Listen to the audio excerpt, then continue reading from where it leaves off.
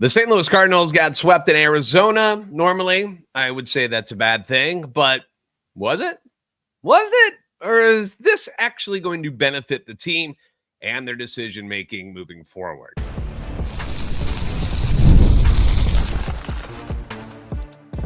You are Locked On Cardinals, your daily St. Louis Cardinals podcast, part of the Locked On Podcast Network, your team every day. Hey there, Cardinals fans. I'm JD Hafford, and I'm your host for Locked On Cardinals, part of the Locked On Podcast Network, covering your team every day.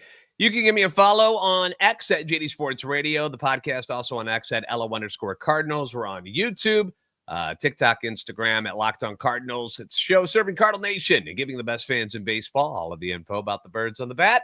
Today's episode being brought to you by FanDuel. Right now, new customers can get $150 in bonus bets when your first $5 bet wins. Let's talk about what we just saw in Arizona, because depending on your feelings about this year's team, either the worst or the best possible scenario occurred over the first three games back from the All-Star break for the Cardinals. They got beat in all three games by the Arizona Diamondbacks, who, in my opinion, are a good team. And I feel like the record that they have does not reflect how talented that roster actually is. It's a bit shocking to see that they were 3 games under 500 coming into this series. Although the Cardinals had swept them earlier this year at Busch Stadium, I just feel like they're a better team than this. And they beat the Cardinals rather easily. You know, Cardinals fall 7-3, 10-1, 5-3. The starting pitching was abysmal. The offense lacked any sort of punch until the later innings. And overall, it was just a very flat, non-competitive performance that, to me, is inexcusable coming out of the All-Star break. There is no reason for you to come out of an All-Star break flat like that. Now, on one hand, you can be like me and be a little bit ticked off at what you witnessed, because I was kind of like, what is this? This is stupid. You know, this is a team that's right in the thick of this wild card race, and to start the second half looking like this is awful. The boys were a bit worn down going into the All-Star break after, it was a tough month of June and early July. It's been grueling. The boys were a bit worn down. I can understand that, but only Brendan Donovan had any commitments to anything baseball related over the break. Everyone else got a few days away, get a chance to rest up, heal up, do what needs to be done to get yourself reinvigorated for the second half and these final games of July before the trade deadline. And instead, you got whatever the hell that was in Arizona. It was just a very disappointing performance from a team that perhaps has simply run out of steam. Maybe that's the case. Maybe they were never as good as we thought they were. At least I thought they were. I don't want to put words in your mouth, because there are plenty of you who were like, no, this is exactly who I thought they were. A lot of people predicted that they'd be like this all season, a below 500 type of roster. I still choose to believe that they are better than this as a whole, but I also think that constantly being down early in games has taken its toll on this offense. I don't have the stats in front of me, but to me, it always feels like they're down 3-0. It's always 3-0, something like that at some point. You know, it was 3-0 after the second inning on Friday in this series. It was 3-0 after the first on Saturday, then 4-0 after the first on Sunday. And I realize that leaves a lot of games still to go. You still got 8 innings in most of these cases, but there has to be a feeling of, here we go again, that is setting in when it's like this on a consistent basis. I mean, go back to the series before the break against Atlanta.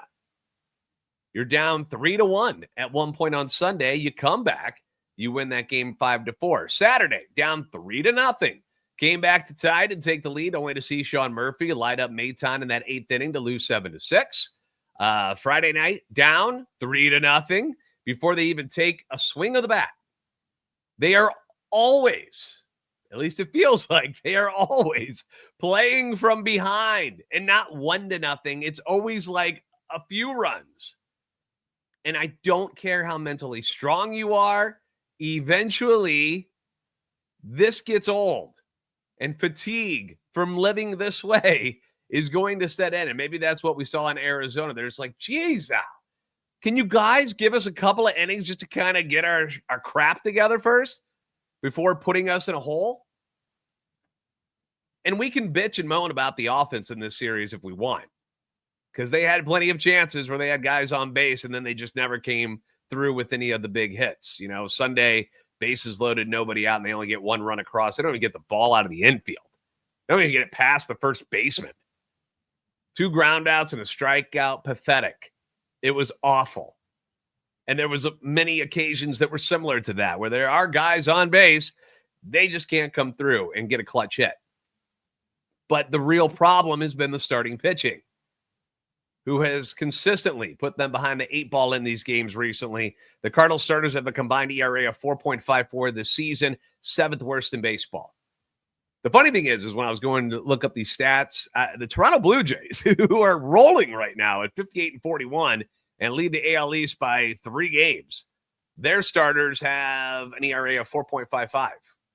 It's worse than the Cardinals starters, but yet they're doing just fine. Doesn't make a lot of sense, but it is what it is. Baseball can be weird sometimes. But everybody else that was by them sucks. Like, they're not good teams. Over the last 30 days, the Cardinals team ERA, not just the starters, but the whole team combined, 5.07, 4th worst in baseball. It's hard to win ball games when you can't stop the other team from scoring, ever. And you're always playing from behind. Very, very difficult. Now, on the other side of things, you see how I'm frustrated with what we watched this week, because I hate non-competitive games. Like, that's not fun. I hate watching the Cardinals just get their butts kicked.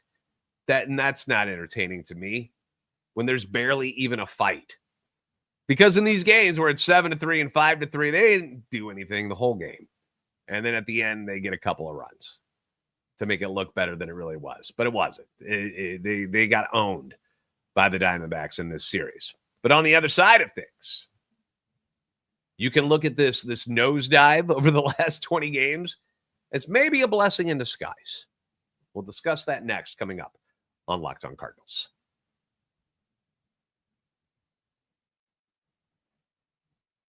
Get the supplies you need from the site made for the skilled trades, Supply House. Whether you're in plumbing, HVAC, or electrical work, Supply House is the reliable way to order your products online. Their easy-to-use website is packed with helpful resources and the latest product information to help you get the job done right. Plus, with a complete inventory of over 200,000 parts from 400-plus top brands, you're going to find exactly what you need. It gets delivered fast from coast to coast. And if you happen to need some help with an order, you got a question, you got something that you're not quite sure about, Supply House is great about offering expert support and industry-leading service, so you always get to talk to a real person. And for the trade pros looking for an extra edge, they do have this free Trade Master program, which is incredible. It offers exclusive perks like a dedicated phone line. You get free shipping and discounts on every order. Thousands of skilled professionals, they've already been taking advantage of this. Now it's your turn. Don't wait anymore. Join the Trade Master program today at supplyhouse.com/TM and start ordering plumbing, HVAC, and electrical supplies with just a few clicks. Plus, use promo code SH5 for 5% off your first order. That's promo code SH5 for 5% off your first order at supplyhouse.com.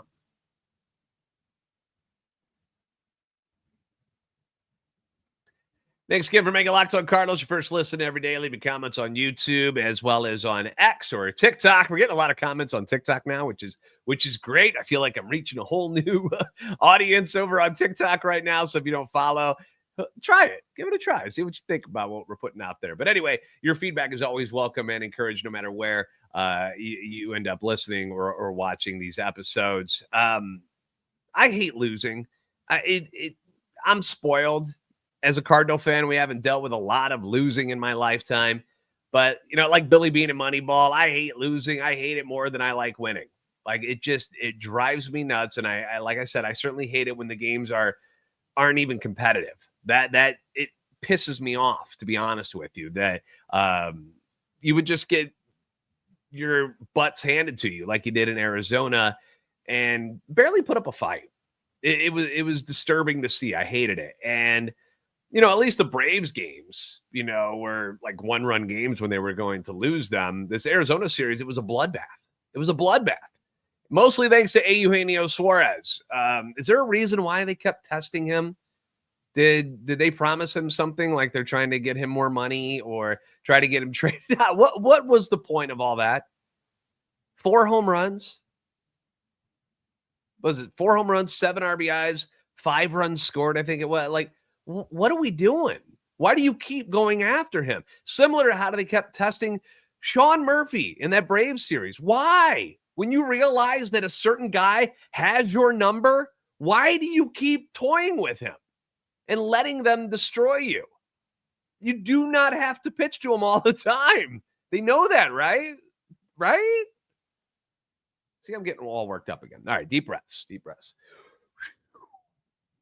So the other side of this is that maybe, just maybe, in getting their brains beat in by the Snakes, it has helped them realize more so that they should be selling at this trade deadline. Selling is the right move. We've been saying it here on Locked On Cardinals for a few weeks now. Get as many assets as you can in return for whatever people might want from this roster. That's the smart move, in my opinion. The fact is the Cardinals, they're not 1 or 2 players away. They're a few players away from being contenders for a World Series championship, for anything, really. And the hope is that the prospects you do have coming up, J.J. Weatherholt, Sokoa Roby, Quinn Matthews, tonight's starter, Michael McGreevy, and others that they have in their system right now, that they're going to open up that playoff window real soon. But they aren't going to help do that this year. Like the guys I'm mentioning, the Weatherholts, Robies, Matt, they're not here. They're not going to help you this year. Might get a glimpse of them here at the end of the season, but that's not what the season is going to look like. So why hang on to any of these veterans on expiring contracts? Like, what is the point? There is none, right? So the names. We don't have to go through all of them again. Fetty, Matz, Maton, Helsley. But why not listen on calls about other guys? Like Lars Nootbaar? Would somebody want Lars Nootbaar at this point? Hurt right now, so he's not doing us any favors. Do Arenado, Wilson Contreras, or Sonny Gray have a change of heart? Would they be willing to go somewhere else now? What about Brendan Donovan? What about Brendan Donovan? I know fans are going to be like, Brendan, wait, what? No, what? Our only all-star? What? But hear me out. Hear me out about Brendan Donovan. You've got Mason Wynn at shortstop. He's not going anywhere. We love him, right? He might be the face of your franchise. Maybe. He's very good. Could win a Gold Glove this year. Offense, still trying to figure out what he can be. Still very young, though, 23 years old. So we're not freaking out about this, are we? But you've got J.J. Weatherholt. Maybe he's your face of the franchise at some point. He's on the way. Where is he going to play? He's a shortstop. So got to find a spot for him, right? You've got Thomas Ajayci, who hasn't really gotten a fair shot at the major leagues yet. They bring him up and he gets some at-bats here and there, but, he hasn't been part of this runway crew that has gotten a lot of opportunities, but he hasn't done all that much when he has been up this year, but has been very good over his minor league career so far. You'd like to see what he could be. He plays second base, shortstop, third base, probably some outfield at some point. You've got Nolan Gorman. Doesn't play shortstop, but guess what? He plays second base, third base. And if you're planning on sticking with Nolan Gorman, you got to put him somewhere. Brendan Donovan plays second base mostly, can help you out in multiple areas as well, can do short, can do third, can play first. Obviously, can play the corner outfield positions if you need him to. But when you're another team and you look at the Cardinals roster and you're like, all right, who's going to help me off of their team? You're not picking through the crap. I'm not going through the dollar bin area to find something that I hope, maybe that'll work.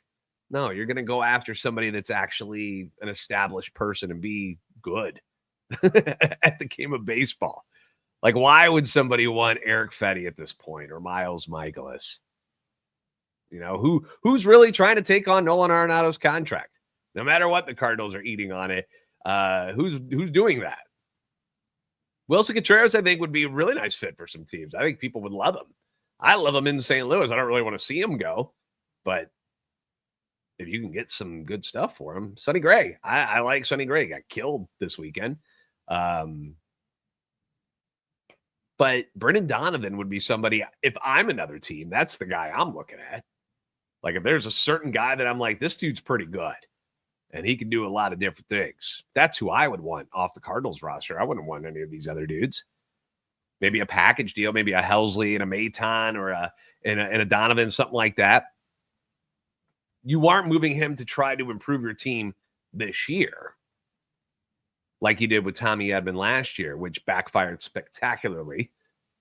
But it would be to acquire, hopefully, top pitching talent in return, because that's where the Cardinals are in trouble. They don't have enough pitching. Not a lot of places do. It's a difficult thing to get your hands on. But some of these other teams have more than they need. The Phillies got some good ones. Obviously, the Dodgers are always stacked with pitchers, and they keep signing veterans, so those guys are trade bait. And the thing with Donovan is you're not under the gun here. He's not going to be a free agent at the end of this year. You don't have to move him.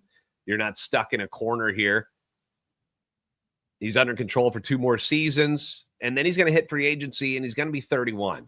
And we think of Brendan Donovan, you know, I think of him more of as a younger guy than he really is, but, 28 now. I mean, this is the prime. This is it.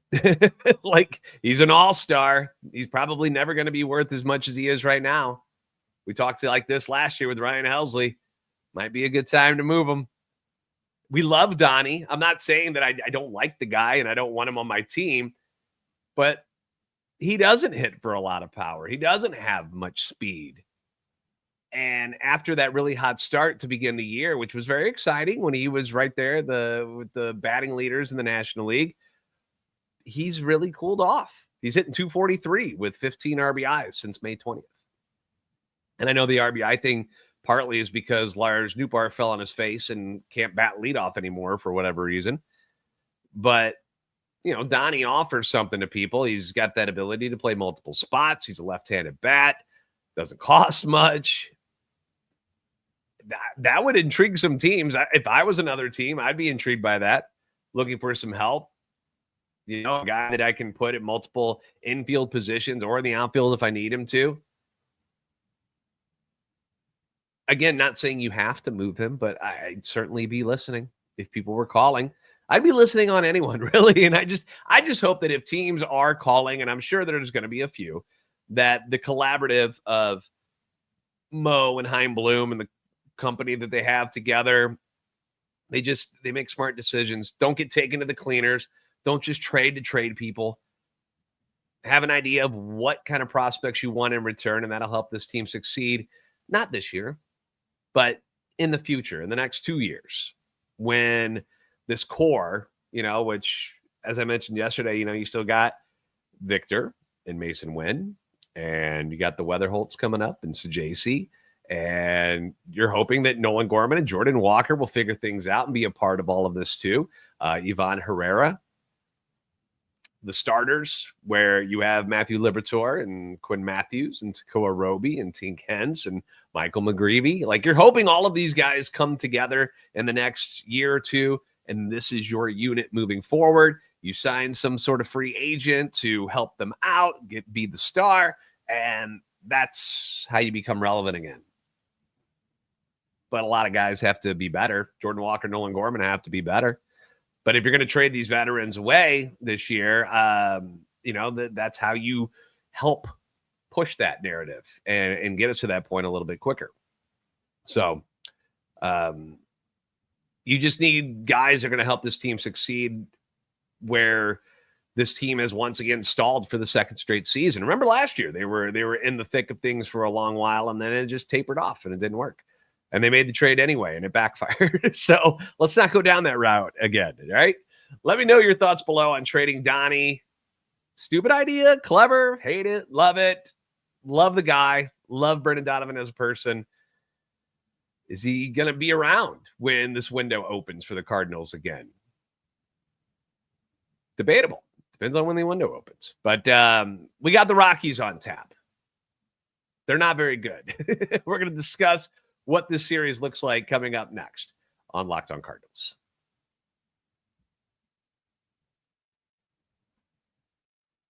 Summer sports are in full swing, and whether you're all about baseball under the lights like tonight in Colorado, golf on the green, or high-stakes soccer action, FanDuel is the best way to make every game even more exciting. Now, you're already following the action. Why not make it a little bit more thrilling? What are you afraid of? And MLB season, I know we're in the second half right now, but NFL season's coming up. The training camps are coming up. It's going to be here before you know. What is it? September 4th is when it all kicks off. So we are not that far away, 40-something days, I think. It's coming in fast. So I'm excited about that. I use FanDuel a lot during the football season. I've been using FanDuel for years for all my sports to track my favorite matchups in the app. It keeps it fresh daily, which is something I like. I don't like having to go through the same thing over and over again. So they give me fun ways to make it feel like I'm not going through the motions. Very easy to use app, which is great. Fast to pay out when you win. And it makes even regular season games feel like must-watch events. So whether you're placing a same-game parlay or watching a bet right into the ninth inning, FanDuel will make it feel like you're a part of the action. And if you're new to FanDuel, new customers can bet $5, just $5, and get $150 in bonus bets if your first bet wins. Open the FanDuel app today or visit FanDuel.com/lockedon to get started. Thanks again for making Locked On Cardinals your first listen today. For your second listen, check out the all-new Locked On MLB Game Night. Every game, every night, all season long. Get local analysis on a national scale. You can find it on the Locked On MLB channel on YouTube or wherever you listen to your podcast. Myself and John Frisch will be on there again tonight to run down everything that's happening in Major League Baseball. Hopefully, we're talking about a Cardinals victory because the Colorado Rockies are on a path to immortality, but for all the wrong reasons. Worst team in baseball in the modern era. They're on pace to break the White Sox record set last year. They're 24-75. Say that out loud. 24-75. And I know we look at the Cardinals and we're like, oh, woe is me. Look how bad we are. When we're, what are we, 3.5, 4.5? Where are we in the wild card? But either way, it is not even remotely close to what Colorado Rockies fan base is going through at this moment in time. It has been really, really bad. So 3.5 in the wild card. Cardinals are 2 games over 500. And, we're crying as if, where the Rockies are with 24 wins this season. So I don't know. That kind of puts things into perspective a little bit when we whine, but whatever. It's not our fault they're so bad. That being said, you still got to go out and perform on the field against them to win the ball games. And the Rockies, they don't just roll over for people. They took 2 out of 3 from the Minnesota Twins over this weekend. Their first home series win this season just happened. They had not won a series at home yet. My guy, Paul Holden, Locked On Rockies, was giving me all the scoop on stuff. And I'm like, what? That's your first one? He goes, yeah. Coors Field has not been so kind to the Rockies this year. We know games at Coors Field can get pretty weird. They can get pretty wild from time to time. Anything can happen in this ballpark, which is good news for the Cardinals offense, who could use some of that Coors Field love with their hitting stats. But it also sounds like an absolute nightmare for this starting rotation, who has just been getting hammered no matter what ballpark they're pitching in. So we've got the good and the bad here because our pitchers can't keep the ball in the ballpark anyway, and now they're going to go to Colorado and win. Enter Michael McGreevy. Hey, kid, you want to pitch? You want a game? We're going to go to Colorado. Let's see what you do out there. He's going to make another spot start on Monday instead of Matthew Liberatore, who's going to now be pushed back to Saturday when they get back to St. Louis and take on the Padres. I'm going to actually be at that game, attending that one. My grandma turns 100 this weekend. So I got family coming all over the place, coming in from all over the country, California, Florida, everybody coming to St. Louis for this game. So if we get rain again, I feel like it's rained 3 years in a row that we've done this. I'm going to be upset. It drives me nuts. Every time we're there, it starts pouring. Anyway, but the idea is to not overuse Libby in his first full season as a starter, which smart, right? You got to respect that. And it also gives Michael McGreevy another chance to make a start in the show where we all agree he belongs at this point. We don't really need to go over this anymore. He's done all he can at Memphis. He's probably extremely bored at Memphis. There's just nothing left for him to do there, nothing left for him to learn. He's just wasting starts for them at this point. And I don't know, maybe this deadline ends and there's something happens where the Cardinals are able to move on from a couple starters, and he'll have his regular spot finally in the rotation for the rest of 2025. We haven't seen him since he faced the Cubs on July 24th, has made 3 starts at Memphis since then. They haven't gone all that well. First game, actually, he was really, really good when he went back down. But then he got lit up for 8 runs in 3 innings on July the 6th, and then 7 runs in 5 innings on the 12th. Which, goes in line with, the Cardinals starting pitching at the major league level. Allowed 3 home runs in those games. Oh, sounds really familiar. So the hope is that, you get him back to the major leagues. As difficult as Coors Field is to pitch in, maybe that settles him down a little bit and he'll be fine. Although pitching at Coors Field does not sound like the ideal spot for a struggling arm to make a spot start, but here we are. Michael McGreevy owns a 4.22 ERA, 1.03 WHIP over 21 1/3 innings with the Cardinals this year. The rest of the pitching matchups will set up with Eric Fetty on Tuesday, Andre Palante on Wednesday, and then the Cardinals head back home for that Padres series, which is a 4-game series. As far as the Rockies go, they're going to have former Cardinal Austin Gomber starting tonight, and we know how the Cardinals struggle against lefties. Yay. And we get a revenge game on top of that. Awesome. Righty Bradley Blaylock is going to be starting on Tuesday. Can't say I'm all that familiar with him. And then TBD on Wednesday for the Rockies. Offensively, Hunter Goodman has been a huge story for them. Their lone all-star catcher, can also play some other spots, but he's somebody that you're going to see in this series. They still got Ryan McMahon, who tends to come up with some pretty clutch hits against the Cardinals in his career. Ezekiel Tovar is back at shortstop. Excellent glove. Jordan Beck is a name to watch in this series. He's been quietly solid this year. So that's a guy that you're going to be like, who the hell is this guy? And you're going to see him go 2 for 5 against the Cardinals and drive in a couple runs. You're going to be like, what? Who is this guy? He's going to be a pain in the butt. He's the guy I'm kind of watching. Former number 1 overall pick, Mickey Moniak, from the Phillies back in the day, has now found new life in Colorado. So he's somebody to watch. Brenton Doyle is still their center fielder, Gold Glove caliber guy out there.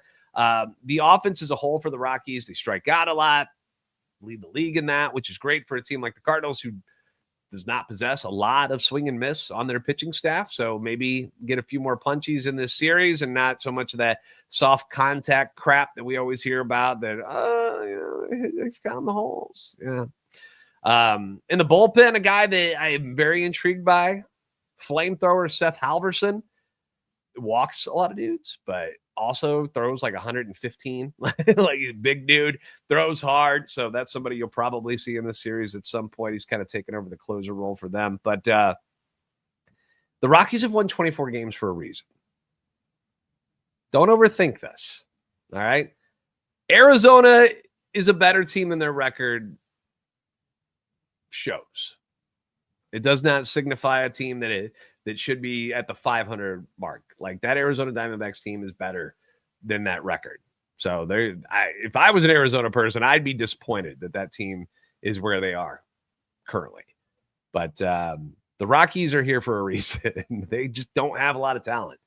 So the Cardinals have to take care of business. Got to get back on track. Sweep, you should do. You should be sweeping the Rockies. At the very least, 2 out of 3. Lose this series, people will point and laugh at you. Just being honest. Thanks for making Locked On Cardinals your first listen every day. If you haven't already, please give us a follow on X at LO_Cardinals and at JD Sports Radio. TikTok and Instagram at Locked On Cardinals, on YouTube as well. You guys are the best fans in baseball for a reason. And we will see you next time on Locked On Cardinals.